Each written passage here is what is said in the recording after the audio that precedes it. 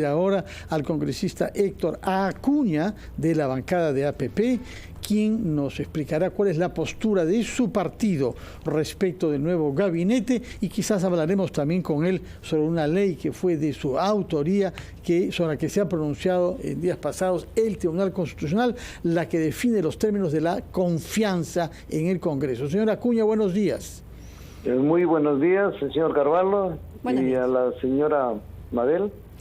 Bueno, hemos visto que hay comunicados de su bancada y también del líder fundador de APP, su hermano César Acuña, en el que anuncian claramente que no votarían la confianza por el gabinete presidido por el señor Héctor Valer. Cuéntenos, por favor, con qué razones han llegado a esta determinación. Sí, en realidad ya las razones creo que todos lo conocemos. En verdad que es increíble que nuevamente estemos sometidos a esta crisis ya generalizada. Entonces nosotros, como partido Alianza para el Progreso, realmente en esta oportunidad, habiendo pasado ya 6 meses y no ver la opción que corrija el presidente los errores, nosotros no daremos el voto de confianza al señor Valer y su gabinete. Congresista Acuña, en realidad sí nos gustaría conocer a profundidad cuáles son las razones de este pronunciamiento, porque por lo pronto en lo que ustedes publican no hay ninguna condena ni ningún rechazo a la violencia contra la mujer. Cada bancada tiene sus propias motivaciones. Por ejemplo, Perú Libre en su comunicado ni se manifiesta sobre eso, más bien habla de Dina Boluarte y Betsy Chávez como traidoras, ¿no? Quienes no han sido expulsadas. Entonces vemos que cada bancada tiene sus propias motivaciones. Explíquenos a nosotros cuáles son, si no es la violencia contra la mujer. Con usted regresamos tras unos minutos después de escuchar a nuestros anunciantes. Bueno, y 18 estamos conversando con el congresista Héctor Acuña de la bancada de APP, al cual Mabel Huerta se preguntó cuáles eran los argumentos precisos que los ha llevado a tomar esta decisión, no votar por la confianza al gabinete Valer. Con relación a la preocupación que mantenemos como bancada y en mi caso como congresista, vemos una actitud de verdad muy reprochable contra la mujer. Siempre estamos viendo las noticias, las informaciones, y que en verdad que tiene una actitud desafiante ante la mujer, que debemos nosotros respetarla, quererla en todo momento. Esa es una gran preocupación, que su personalidad, su actitud sea de machista. En verdad que para este cargo tan importante necesitamos una persona equilibrada, una persona que realmente pueda poder abordar con mucha personalidad todas las discrepancias y los problemas que tenemos que resolver en este momento de gran crisis que enfrenta el Perú. Sí, eso no lo indica el pronunciamiento, pero en todo caso, y ya pasando a quien es, sujeto de la discordia, que es el primer ministro Valer. Él ha dicho que podría convertirse en la bala de plata, ¿no?, enviada por el Ejecutivo, con la clara alusión a una disolución del Congreso. ¿Cuál es su respuesta? Preocupante, y discrepo totalmente, porque realmente hablar de balas, hablar de armas, en este momento, en la era del conocimiento, donde todos sabemos, hemos aprendido y tenemos que socializar que la herramienta más potente es el conocimiento, que se logra a través de una educación de calidad. Creo que eso es lo que tenemos que fomentar. A ver, pero es una metáfora la que ha utilizado, ¿no?, el primer ministro. Él lo que está diciendo es que está dispuesto a que le nieguen la confianza para que después sucesivamente le vuelvan a negar la confianza a otro gabinete y luego el presidente pueda disolver el Congreso. A eso se refería. Sí, está bien, pero nosotros como congresistas tenemos que ceñirnos estrictamente a la Constitución y a las leyes. Si así lo establecen, que denegada la confianza, tiene que el Congreso cerrarse, no habría inconveniente, ¿no? Pero primero está el Perú. Nosotros como congresistas y particularmente mi persona no está realmente pegada al cargo porque tenemos principios muy fuertes. Pensamos primero en los demás, no primero en uno. Entonces nosotros estamos dispuestos a dar la batalla en todo momento para mejorar este gobierno que nos está trayendo crisis, nos está trayendo pobreza, nos está trayendo incertidumbre y no lo vamos a permitir que duren los 5 años si no enmienda los errores.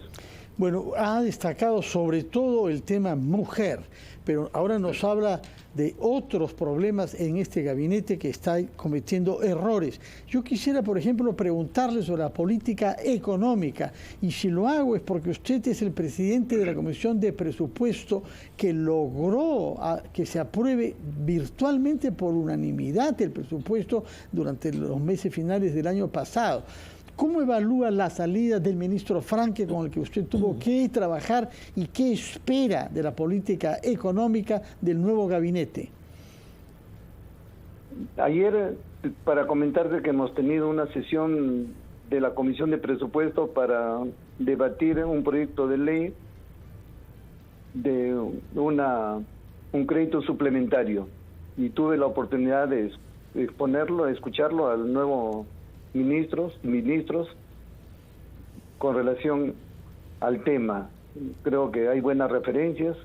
Yo recuerdo mucho al ministro anterior, una buena persona, buen profesional, y espero que este nuevo ministro también esté a la altura y, como todos esperamos, que mejore la gestión pública. Pero también ayer hice un comentario y ahora lo repito. Por favor. De tantas noticias malas, hay una buena, que el Perú tiene ingresos sin esfuerzo. Justamente es una coincidencia que gracias al mayor precio del cobre, que es el principal mineral que estamos exportando, tenemos ingresos y tenemos gastos y tenemos la posibilidad de gastar, felizmente. Y esa es la buena noticia, y esperemos que el precio del cobre y que cuidemos de la minería, porque si no fuera la minería, fuera otro pensar, no estuviéramos pensando cómo gastar los recursos. Y también hay que pensar en cuidarlos, porque no sabemos hasta cuándo va a estar estos precios altos, porque es increíble. Si a la fecha los ingresos son mayores que la prepandemia, increíble, y sin mayores esfuerzos.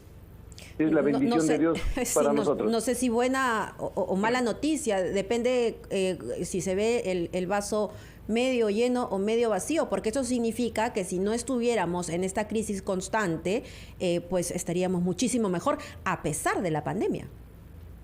Por eso, imagínate lo que nosotros los peruanos, y sin mayor esfuerzo, tener ingresos. ¿Qué sería de una pandemia sin ingresos? Por eso que... Pero no diga que es una buena noticia, porque nos lleva a la mediocridad, lamentablemente, y lo que deberíamos hacer es encender ese motor y que confluya también la voluntad política para que podamos estar mejor. Hay muchas personas en estos momentos en extrema pobreza, a los que lamentablemente lo que usted nos cuenta no es una buena noticia, porque todavía siguen esperando mejorar su calidad de vida a través del trabajo. Y en ese sentido, supongo yo que usted ha recibido señales del ministro de Economía. ¿Qué elementos, qué herramientas le ha dado confianza respecto a la performance del actual ministro? Creo que tenemos un ministro que es consciente que realmente la reactivación de la economía viene por el sector privado. Todos conocemos que el sector privado son los que más generan trabajo, son los que más generan ingresos para que el Estado pueda gastar, pueda atender las grandes necesidades. Yo te decía que es una noticia porque justamente hacía referencia que sin hacer nada, sin la meritocracia, ¿qué será si tuviéramos un gobierno más potente, más eficiente, los ingresos fueran mayores? Porque solo estamos viviendo de un solo sector, y un sector que ni siquiera lo estamos cuidando. Minería, sí. Señor Acuña, quisiera preguntarle sobre algo técnico, pero que tiene que ver con su actividad como congresista, que es la decisión tomada el día de ayer por 4-2 por el Tribunal Constitucional, desestimando las observaciones planteadas por el Ejecutivo sobre una ley que usted contribuyó a elaborar, la ley que define los términos de la confianza que el gobierno somete a la consideración del Parlamento. Explíquenos de la manera más clara para que nuestros seguidores puedan comprender de qué se trata en esa ley y qué es lo que ha decidido el Tribunal Constitucional. Bueno, permítame, amigos periodistas, compartir una alegría en primer lugar, porque este es el primer proyecto de mi autoría y este es el primer proyecto que en esta nueva legislatura, en este nuevo gobierno se aprobó y con el término nosotros propusimos ley que interpreta el último párrafo del artículo 132 y se ha aprobado con el nombre ley que desarrolla el ejercicio de la cuestión de confianza regulada en el último párrafo del artículo 132 en el artículo 133 de la Constitución Política. Entonces es algo que a mí me satisface y lo comparto la alegría, porque en verdad tener un proyecto que nos genera estabilidad, que nos regresa un poco la tranquilidad, porque de alguna forma tenemos una herramienta que no va a permitir que se haga como el gobierno del presidente Vizcarra, que no hablemos de una denegatora fáctica. Entonces es algo que realmente nos está ayudando para el equilibrio de los poderes. En este caso ya el Ejecutivo no va a tener una herramienta que va a poder usarlo en cualquier momento y producir los desequilibrios, producir la crisis que hemos venido pasando. Bueno. Entonces es una gran ley. Muchas gracias, señor Héctor Acuña, congresista de APP, por sus explicaciones tanto sobre la crisis política cuanto el tema específico de la decisión tomada por el Tribunal Constitucional el día de ayer sobre la cuestión de confianza. Muchas gracias y que tengan muy buenos días, señor Acuña. Gracias, señor Carvalho. Gracias, señora Mabel.